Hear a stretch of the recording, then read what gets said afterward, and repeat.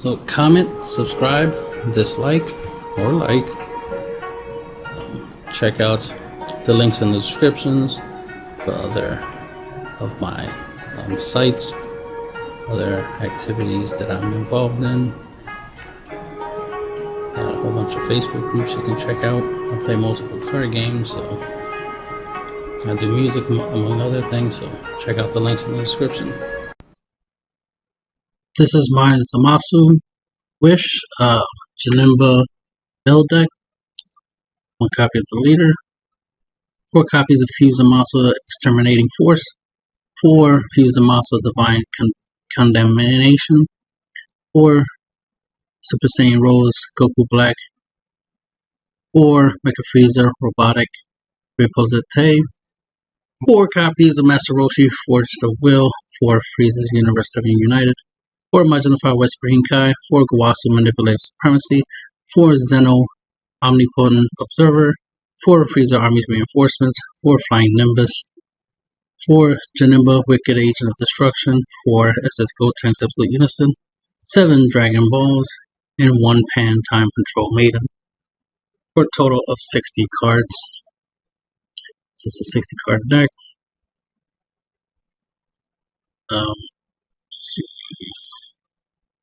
We obviously going to doing some draw control,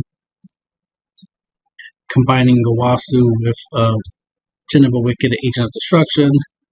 The idea is obviously we want to protect the Unison, because we want to keep it on the field long enough to take advantage of its milling ability, combined with Gawasu's ability to manipulate the top 3 cards of your opponent's deck. That way you mill the good stuff, make it hard for them to get the good stuff, right? I mean, Gawasu alone makes it hard for them to get the good stuff because you're manipulating their draw by manipulating the top 3 cards of the deck. But adding Janemba just guarantees that they won't see that, they won't get access to that card. And it just helps you to keep rotating through your opponent's draws, so you can keep making sure you control what they're drawing. That way you have control. So it's kind of like hand control, but in the reverse aspect, where you're controlling what goes into the hand, not taking things out their hand. And whatever they have already in the hand, you can deal with it. So this gives you knowledge, obviously, for the game. So there's that control element there. And then, of course, we have indestructibles that we'll put on the board and take advantage of to those Zamasus. And, of course, we got blockers going to use to help us protect the Unison, keep them out there longer. And we got, some negates. We can make token blockers right here. We can make token blocker over here. We got Pan. Free 40k body. It's always good. You can use her as a finisher. Her combined with any of those monsters is always good. So the leader ability, when it attacks you, add up to 2 Dragon Balls from your deck or life to your hand, and then shuffle your deck and look through it. Its wish ability, to awaken when your life is at 3 or less, or there are 7 Dragon Balls in your drop area. Draw 1 card. Place all Dragon Ball cards from your drop area to the bottom of your deck in any order, and then flip this card over. So let's you recycle all your Dragon Balls after you took them out the deck. SS Rose Goku Black, wishes fulfilled. Active main, choose one of these abilities. Draw a card, or add up to 1 Dragon Ball card from your deck to your hand. Shuffle your deck. Or remove 7 Dragon Ball cards in your drop area from the game. If you do, play up to 1 Zamasu card with an entry cost of 2 or less, and indestructible from your board. And this card gains triple attack for the turn. So all we really do with this, what I do with this later, is I just mainly use it that when I do awaken, I'm just using the add up to 1 Dragon Ball from my deck to my hand ability, because I'm using the Dragon Balls that when you play them you draw a card, so no need to play the draw a card ability of this card when I could just go grab the balls and then use the balls to draw. And then the ability to shuffle, comes in handy. It increases your chances of seeing a lot of your cards. One of the things I like to do is in my opening hand, if I already have some Dragon Balls, keep them, mulligan anything else, and try to get as many Dragon Balls in my opening hand. And then, of course, start using them, and then start using the leader, to attack to go grab me some more balls, and then just play the balls, right? So a whole bunch of balls I'll be able to play first opening turn. So on a lot of balls in your opening hand, so that way you can cycle through your deck real quick, which also, of course, allows you to awaken faster. Once you get all 7 balls in the drop, then you can awaken.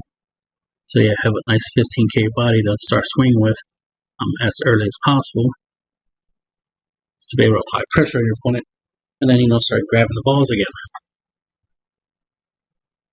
and then play them again, and then sift through your deck and try to get to a lot of your combo pieces, right? A lot of your cards you want to get out there. Definitely want to get your 5-drop out there, then evolve up to your 9-drop and take advantage of that. You notice a lot of these are pretty strong. See, there's some 20Ks in here in the deck, some 40Ks, some 15s in here. So try to make sure I have a good amount of 15Ks and up in the deck, right? Because you always want to apply pressure to your opponent. Don't want to have to combo unless you really need to. Of course, we got the Zeno. It's important to point out, because some people pointed out in my last video, that this will count the cards exactly. So if I use it with a multicolor card, it will have to be the exact colors, which means if I use a blue-yellow card as part of the Zeno's effect, the battle cards that are blue-yellow are the ones affected by it, not blue and yellow battle cards. Just the cards that are both blue and yellow. So try to make sure I have a good amount of monocolor yellow and monocolor blue in the deck to go with Zeno, so that way if you ever need to stop a whole bunch of mono yellow battle cards from attacking, then Zeno combined with any of these two will get you there. If you go up against mono blue, then any of the blue cards in here combined with Zeno can help you against the mono blue battle cards. So keep that in mind. Also, you can use Zeno with himself or with Pan in order to stop black battle cards. So, a second copy of Zeno, obviously. Use one to target the other one and then get the effect of the first one. Alright, what else? Not much here. Obviously we got Flying Nimbus, Floodgate Negate. We got our token blocker negate here, and they're yellow extra cards, so they will help make MicroRecords cheaper. And then of course he has his ability, which is a Floodgate negate. Ashiroshi, because for 1 energy he can negate an attack. You can use him to combo for 5k. In the same turn in which you play him, and of course if you combine him with Zeno, you can stop opponent's mono yellows from attacking. So there's synergy there, just like you can have synergy with MicroRecords and Zeno and do pretty much the same thing. Frieza, barrier blocker, reusable, 20k. Majin the Fire, East Supreme Kai also has barrier and has the ability that you could tap her to produce blue energy, so you can pay for stuff. This is to help you ramp up to your, either your Rose on turn 3 or get your Fuse Zamasu on turn 4. It's always good to try to get something play out something 1 turn earlier, especially if you can get this out on turn 4. That way on turn 5 you can drop your big boy out there. Take advantage of that. This is a 35k blocker with double strike, and it's an indestructible. So 35k indestructible blocker, which always sounds good to hear. Has ages, blue, yellow, and then as the permanent, it loses energy exhaust if your leader card is Zamasu or Goku Black and the leader is Zamasu. So that comes in handy if you ever need to charge a multicolor energy, but don't want it to come into play in rest mode. Then this comes in handy in that regard. Then, as the auto, when this card activates its Aegis ability skill, draw one card, switch this card to active mode, then choose up to one of your opponent's cards and switch it to rest mode. So, obviously, because it's a 35k double strike, you obviously want to swing with it. Then trigger its Aegis on your opponent's turn to switch it back to active mode, so you can use it to block. And then, of course, put something else into rest mode. So that way, you can potentially stop 2 attacks in a turn using this card. And then you'll draw. So, just getting, keep that card advantage.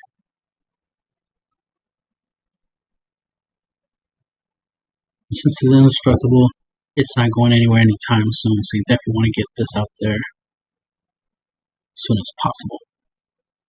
And not much else, everything else is self-explanatory.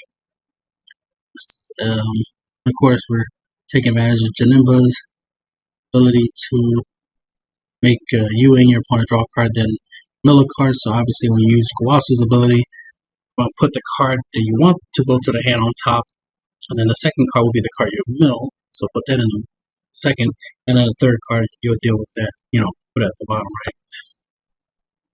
So put it in the order in which you want the effective, Janemba's effect to go off. So you have control there. And that's the end of the video.